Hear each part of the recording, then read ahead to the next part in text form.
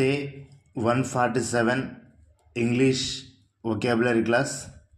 First word habit అలవాటు, hair జుట్టు, hair dresser మంగలివాడు, half సగం,